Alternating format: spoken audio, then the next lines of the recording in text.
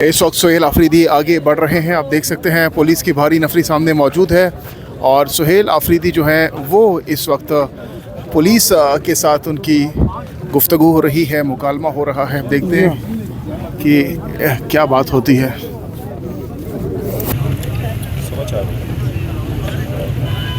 नहीं, ऊपर से इजाज़त होती है तो फिर तो रात के और सुबह के 7 बजे कोई टेंशन नहीं कि नहीं है इजाज़त। जैसे कोर्ट के ऑर्डर्स हो तो फिर तो जो है थोड़ी उनको कहें कि हमें पैसे नहीं दिया करें। कोर्ट के ऑर्डर्स तो जजेस के ऑर्डर्स होते हैं और 3 जजेस के, एक का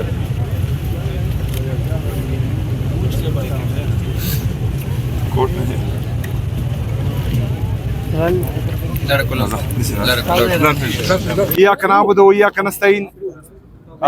जैसे आप सब लोग जानते हैं कि मुसलसल कोशिश के बाद जो मेरे कानूनी और आईनी रास्ते हैं वो मुसलसल मैं अपना रहा हूं और यहाँ पर जो है आज मेरी 5वीं दफ़ा है। इससे पहले सुबह हमने हाई कोर्ट इस्लामाबाद के चीफ जस्टिस साहब से मिलने की भी कोशिश की, लेकिन 1.5 घंटा इंतज़ार के बाद जो है उनसे हमारी मुलाकात नहीं हो पाई और उसके बाद जो है मैं यहाँ आया और यहाँ फिर जो है ये कह रहे हैं कि इजाज़त नहीं है और आप नहीं मिल सकते। तो आज फिर मिलने नहीं दिया गया। तो आज ये सब कुछ जो है आप देख रहे हैं, इस निज़ाम को, इस सिस्टम को मेरे लीडर, मेरे कायद जनाब इमरान खान साहब ने पहले ही एक्सपोज कर दिया था, लेकिन कुछ लोगों के दिमाग पर धूल पड़ गई थी। वो हमेशा ये इल्ज़ाम लगाते थे कि ये चढ़ाई करते हैं, वो हमेशा ये इल्ज़ाम लगाते थे पाकिस्तान तहरीक इंसाफ पर कि ये एहतिजाजी सियासत करते हैं। लेकिन जब से मैं आया हूं मैं मुसलसल जो धूल पड़ी हुई थी उनके दिमाग पर वो साफ करने की कोशिश कर रहा हूं और आज भी आप उसका अमली नमूना देख चुके हैं। तो बहरहाल कुछ लोग इदारों से ज़्यादा ताकतवर हो चुके हैं और शायद वही हैं, क्योंकि जब भी हम बात करते हैं तो कोई कहता है कि पूछ कर बताता हूं और कोई कहता है कि ऊपर से ऑर्डर नहीं है। तो ये हमें मालूम नहीं हो रहा कि ये ऑर्डर कौन दे रहा है। जी शुक्रिया। सुहेल साहब ये बताइएगा, आप बात करते हैं जमहूरियत की, आप बात करते हैं आइन की, बहुत अच्छी बात है, लेकिन जो सियासी मामलात हैं वो मुज़ाकरात से हल किए जाते हैं। अब तक ना आप वज़ीर-ए-आज़म से मिले, आप सूबे के हकूक़ की बात करते हैं कि वो पूरे नहीं दिए जा रहे, आप वज़ीर-ए-आज़म से मुलाकात नहीं कर रहे, आप वज़ीर ख़जाना से नहीं मिल रहे, वज़ीर दाखिला से नहीं मिल रहे, क्योंकि अमन-ओ-अमान की वहाँ पे सूरत हाल ख़राब है। तो मसाइल कैसे होंगे? सिर्फ एक मुलाकात से हल हो जाएंगे? देखिए जी, सबसे पहले तो जो इल्ज़ामात उनकी तरफ से लगे, जो मेरा नाम अनाउंस होने के बाद उनके वफाकी वज़रा ने जो प्रेस कॉन्फ्रेंसेस की, तो मेरे ख्याल में पहले उनको उस पर माफ़ी मांगनी चाहिए, क्योंकि उनका ये स्टैंड बनता ही नहीं था जो उन्होंने लिया। उनका ये काम बनता ही नहीं था कि एक पार्टी का जो है चेयरमैन था, हयात चेयरमैन, वो एक नाम अनाउंस करता है तो उनको तकलीफ़ क्या थी मेरे नाम से? अगर थी भी तो वो सियासी बयान देते, लेकिन उन्होंने जो है इल्ज़ामात लगाए जिस पर मैं आज भी नाराज़ हूँ, गलत इल्ज़ामात लगाए और उनको उन इल्ज़ामात पर माफ़ी मांगनी चाहिए। दूसरी पहले अली अमीन साहब वज़ीर आला थे, वो 3 में से 2 नहीं तो एक दफ़ा मुलाकात कर लेते थे इमरान खान साहब, उनसे कोई मशवरा ले लें, वो कौन सा दरवाज़ा है जो और फिर उनको इजाज़त मिले। देखिए जी, उस वक्त शायद हालात मेरे ख्याल में इस तरह नहीं थे जो आज बनाए गए हैं। इन्होंने जो प्रेस कॉन्फ्रेंसेस की हैं और मुझ पर क्रॉस लगाने की नाकाम कोशिश की थी, तो मेरे ख्याल में अभी जो है वो उस बात पर शर्मिंदा भी हैं और जो है बार बार उसकी वजाहत भी दे रहे हैं। तो उम्मीद है कि हमारी अदालतें जो है वो इंसाफ करेगी और मुझे मिलने देगी। एस्टेब्लिशमेंट कहते हैं कि अपना यानी कि सियासत में रोल नहीं देना है, लेकिन बाद में वो कहते हैं कि एस्टेब्लिशमेंट के साथ हमने बैठ के मुज़ाकरात करने हैं।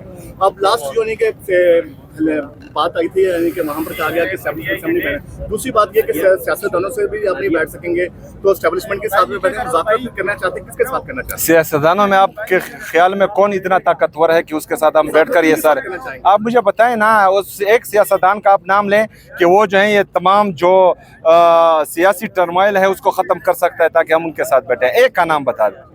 वही तो कह रहे हैं, मुज़ाकरात फिर से करेंगे। चले पूछ कर बता दे। आप तो ये अदालत की बात कर रहे हैं, कानून की अमलदारी की बात कर रहे हैं। पंजाब में दफा 144 नाफिज है, हर हफ्ते इतने कारकुन लेके पीटीआई यहाँ पे जमा हो जाती है। दफा 144 की खिलाफ वर्जी है। क्या ये कानून की खिलाफ वर्जी नहीं है? अगर एक सीएम, एक सियासी लीडर कानून पर अमल दरामद नहीं करेगा तो वो दूसरों को कैसे कह सकता है या दूसरों पर कैसे उंगली उठा सकता है? अच्छा, मतलब आपकी नजर में 3 जजेस के हुक्म के मुझे मिलाने दिया जाए, उससे जो है ये बड़ा क्राइम है। लेकिन क्राइम तो है ना सर। क्राइम मेरी बात सुने, यहाँ पर जो है हम मिलने के लिए आ रहे हैं। अगर फर्ज करें ये हमें मिलने देते तो ये रश बनता ही नहीं। ये हमें मिलने नहीं दे रहे हैं जजेस के ऑर्डर्स के बावजूद, तो इस वजह से रश बनता है। ये भी इनकी जिम्मेदारी है। ये क्राइम भी जो है वो कमिट कर रहे हैं, हम नहीं कर रहे हैं। सर, कल असेंबली में आपकी मुलाकात के हवाले से डिस्कस हुई और उसके बाद वफाकी वजीर तारिक फजल चौधरी साहब ने कहा कि मुलाकात का पहला हक फैमिली का है, बाद में उनके वकला का है। जेल मैनुअल की खिलाफ वर्जी की वजह से ये मुलाकात नहीं हो पा रही, क्या कमेंट करेंगे? किसने, मैं आपका सवाल समझा नहीं। तारिक फजल चौधरी वफाकी वजीर कह रहे हैं कि सीएम की मुलाकात इसलिए नहीं हो रही कि जेल मैनुअल की खिलाफ वर्जी हो रही है। देखे जी, ये जो है यहाँ पर हमने जिरगे देखे हैं। हमने 80-80 और 100-100 बंदा देखा है कि इनके जो जाली बादशाह बने हुए थे उनसे मिलने आते थे। एसी की डिमांड्स हमने देखी हैं, हमने जो है बाकी चीज़ें देखी हैं। तो ये वैसी जो है अपने आप को धोखा देने वाली बात है, इससे ज़्यादा कुछ नहीं। ये बताइएगा कि आप फौजी ऑपरेशन पर आपने जो नेशनल एक्शन प्लान है आप उसको भी तनकीद का निशाना बना रहे हैं। मुझे ये बताइएगा कि सूबे की भी एक जिम्मेदारी है, सूबे ने दहशतगर्दी के खिलाफ क्या इक़दाम किए, उन्होंने क्या पॉलिसी बनाई है?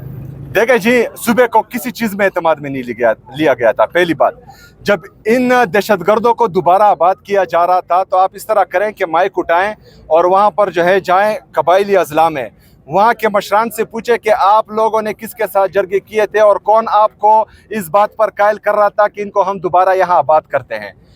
फेंसिंग लगी थी, इनका दावा तो यह है कि चिड़िया भी पर नहीं मार सकता, तो फिर दहशतगर्द कहाँ से आते हैं?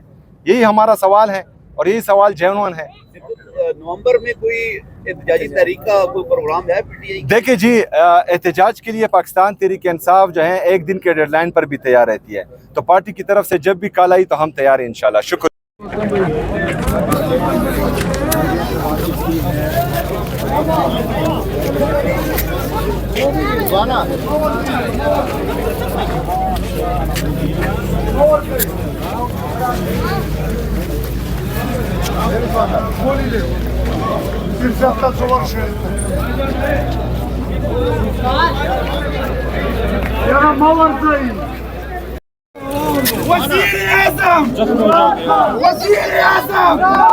वज़ीर आज़म